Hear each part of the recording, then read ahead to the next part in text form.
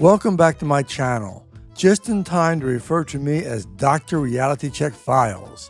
Let me explain. Back on August 16th, I released a video on transactional relationships where I basically took the view that all marriages are transactional.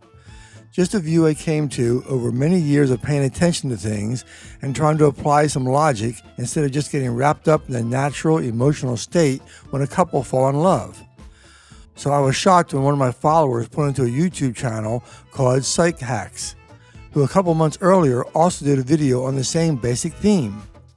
He did focus on some different details, but it was still entirely based on the idea that all relationships are transactional.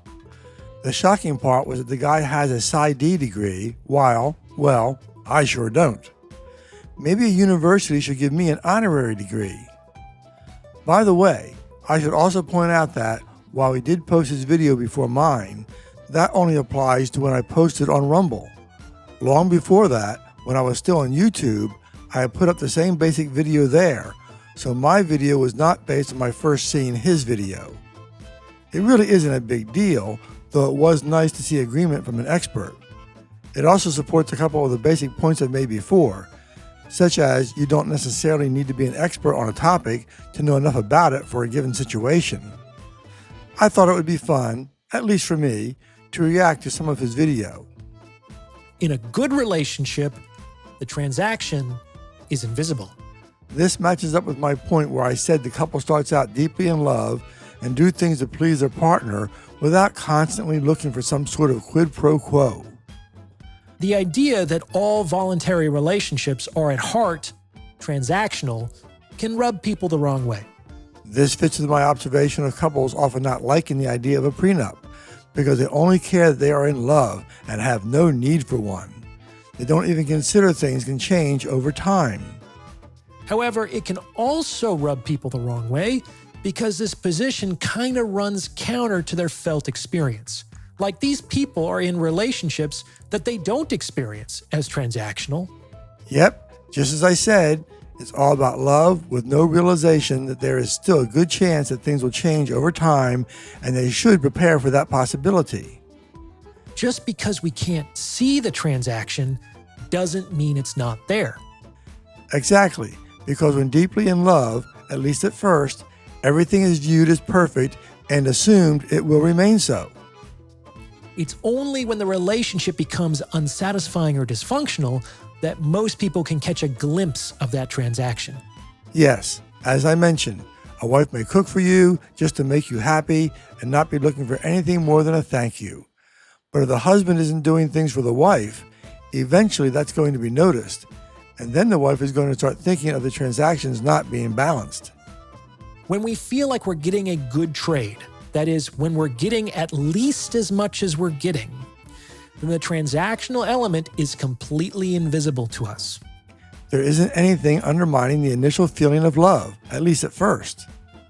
The transactional nature of the relationship only becomes visible and apparent when things start to go wrong. An example I've used before, when a man wants sex and his wife says she isn't in the mood. That may plant the seed that it is just the start of sex being regularly withheld, and it is why I said, if the wife really isn't feeling well, she needs to make it a point to even initiate romance the next night, all to limit the chance that her partner may start to think about transactions and how he may be on the losing end. If relationships weren't transactional, and they just ran on love or vibes or whatever, then it shouldn't matter whether you were getting a raw deal. The transaction should remain just as invisible when things are going poorly as when things are going well. This should be obvious. The fact that couples start to notice an imbalance shows the relationship is always transactional, but just not thought of that way when things are going smoothly. When people feel like they're not getting enough of what they want, given their investment in the relationship in terms of time, energy, money, commitment, etc., then the transaction becomes visible.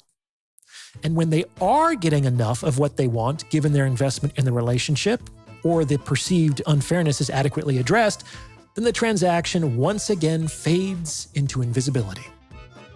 I think the word feel is key here, because it all starts with feelings of love.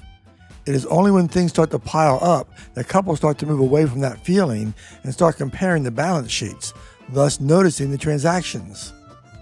What makes relationships so challenging is not that they are transactional. In fact, if we were collectively more accepting and explicit about this reality, we would all probably have an easier time with things.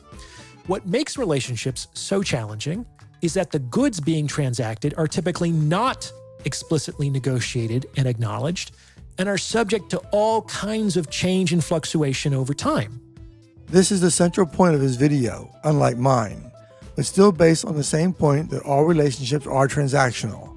He makes the point that people should recognize this and be explicit from the start about expectations. Even then, there is a problem of things changing over time, but it's better than not even trying to anticipate possible problems. It's a complicated issue, but I'm happy to have real experts confirm I was right. Thanks for watching, and don't let the trolls stop me from speaking out.